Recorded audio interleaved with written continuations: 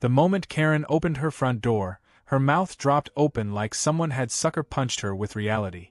Where she had expected to see my RV, the same one she had spent 3 weeks obsessively targeting with fines and threats, there now sat something much, much worse in her eyes. A 68-ton Abrams M1 tank.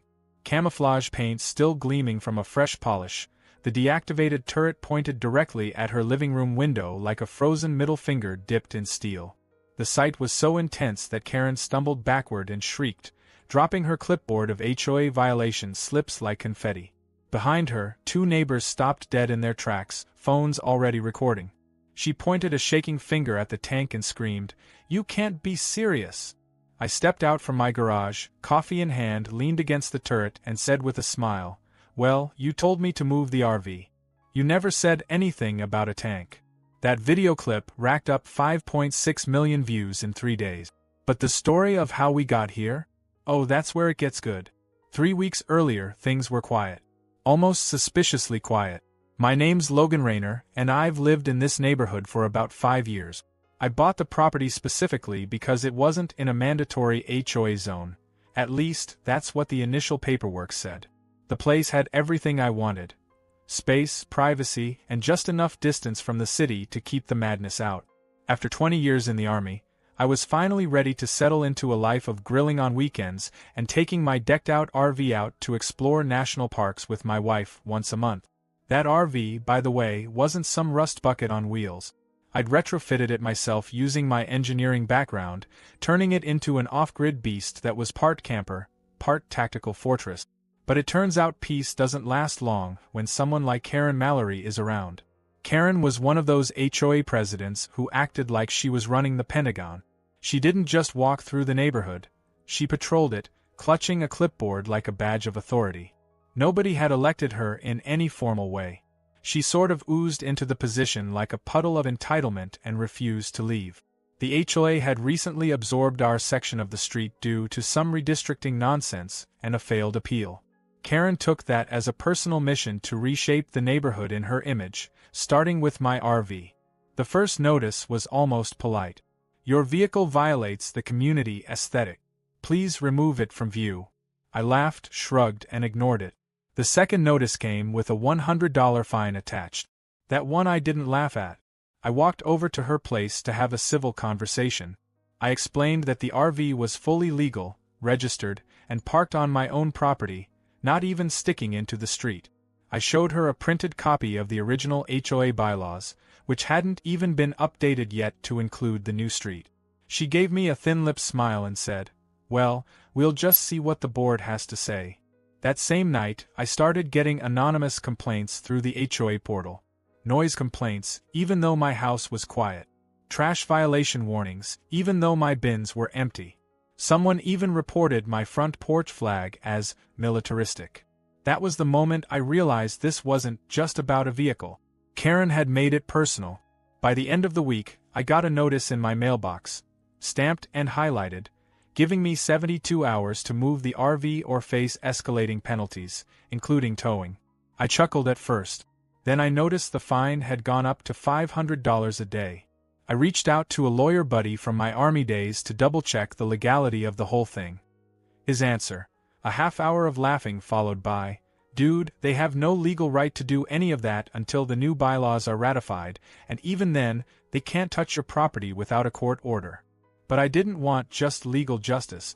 I wanted poetic justice, and that's when I remembered something I had bookmarked months ago on a military surplus auction site. A decommissioned Abrams M1 tank was up for sale. Engine gutted. Weapons deactivated. But the chassis was fully intact.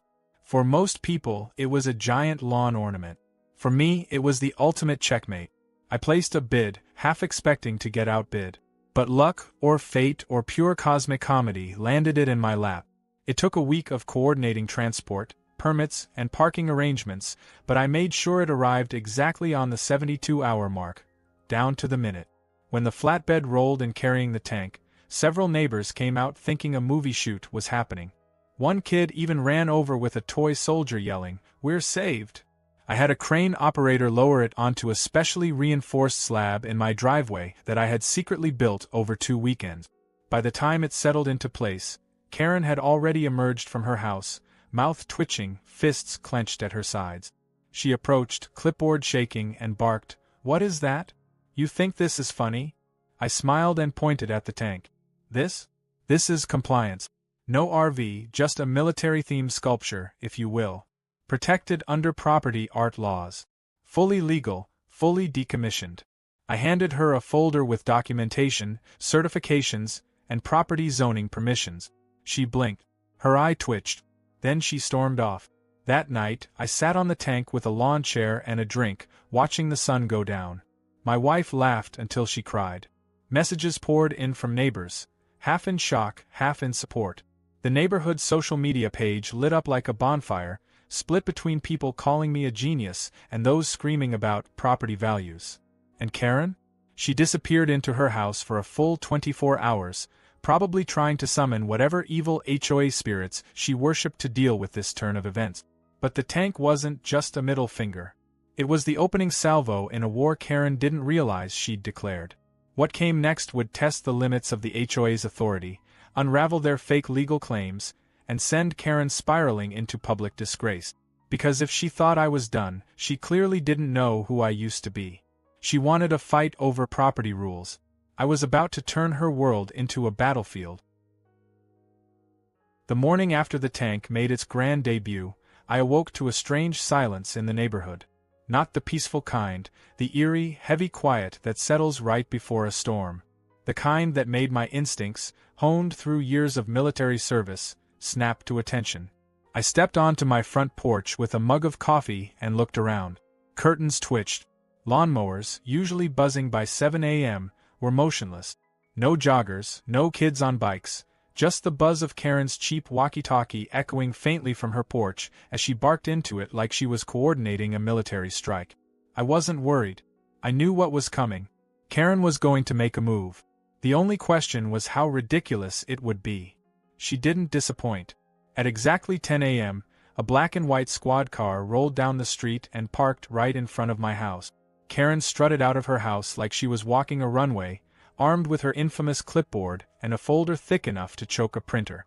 She pointed at the tank and began shouting before the officers could even step out.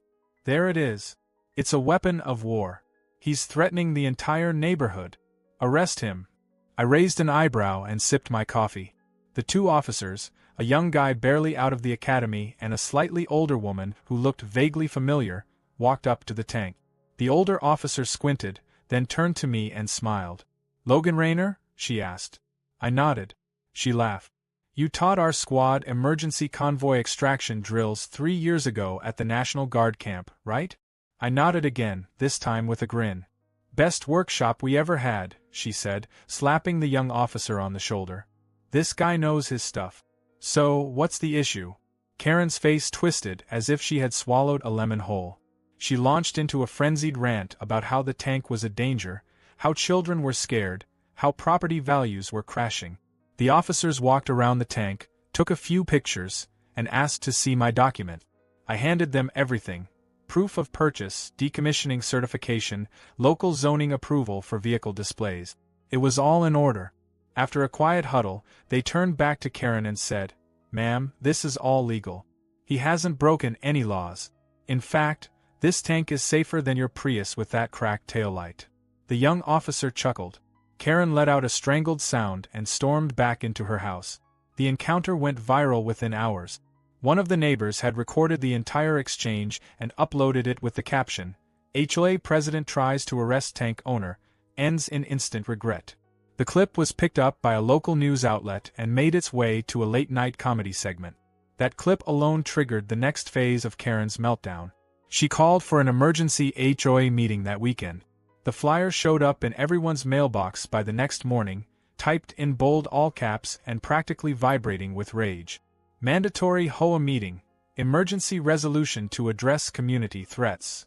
At the bottom was her personal email in case anyone had serious concerns, which I found ironic considering she never responded to a single concern I'd sent her when she fined me for excessive flag display.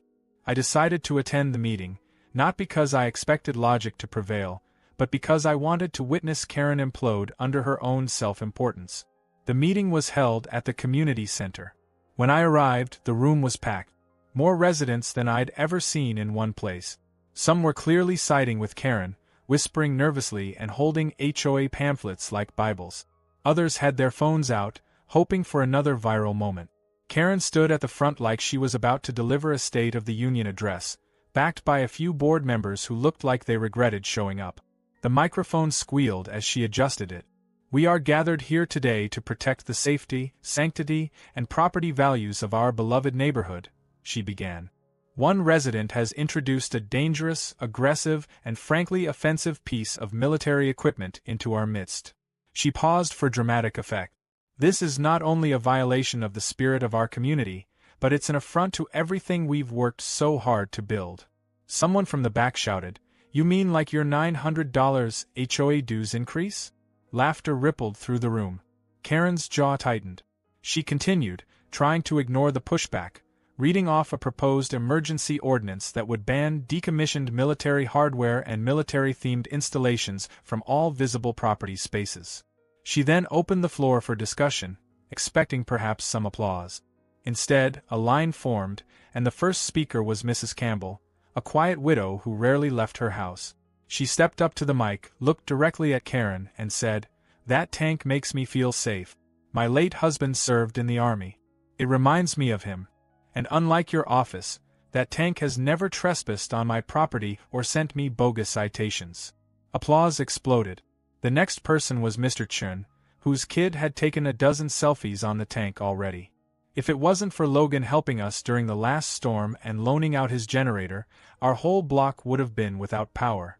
I think he's earned the right to park what he wants." Karen tried to retake the mic, but the crowd wouldn't stop. More people spoke up, even some who had previously complained about the RV.